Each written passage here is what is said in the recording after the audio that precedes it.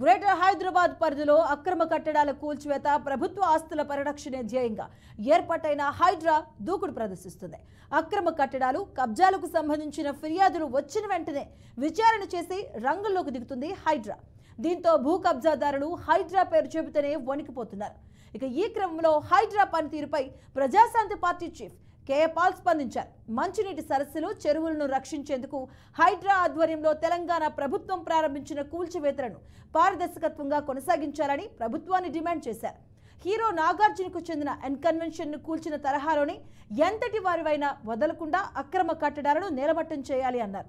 కాంగ్రెస్ ప్రభుత్వంలో కొనసాగుతున్న ముగ్గురు మంత్రులు కూడా ఎన్కన్వెన్షన్ తరహాలోనే చెరువులను కూడా కబ్జా చేసి నిర్మాణాలు చేపట్టారని, వారివి కూడా కూల్చివేయాలని డిమాండ్ చేశారు.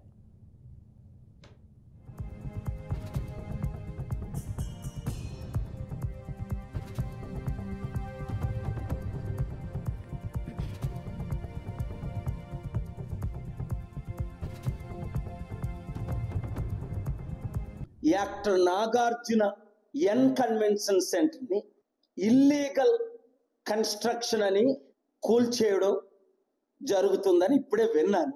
కరెక్టే, అది కరేజియస్ డెసిషనే.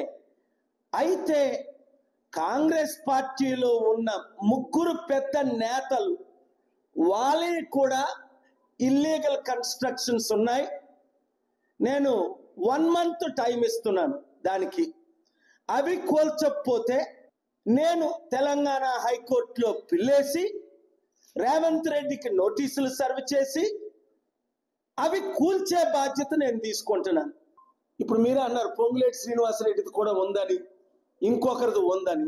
అదే నిజమైతే నేను ఇన్వెస్టిగేట్ ఎందుకు 30 రోజులు టైం ఇచ్చానంటే, నేను మా లీగల్ టీం ద్వారా ఇన్వెస్టిగేషన్ చేసి ఇప్పుడు ఒక బిల్డింగ్, ఇంత విలువైన బిల్డింగ్ నాగార్జునది కూల్చారు కనుక, అంటే ఆయన 100 కోట్లు అడిగారు, ఆయన ఇవ్వలేదని ఏదో నాకు ఆరోపణలు వచ్చాయి. అదే నిజమైతే దాని మీద చర్యలు తీసుకుంటాం. డాక్టర్ నాగార్జున ఎన్కన్వెన్షన్ సెంటర్ ని ఇల్లీగల్ కన్స్ట్రక్షన్ అని కూల్చేయడం జరుగుతుందని ఇప్పుడే విన్నాను. కరెక్టే, అది కరేజియస్ డెసిషనే. అయితే కాంగ్రెస్ పార్టీలో ఉన్న ముగ్గురు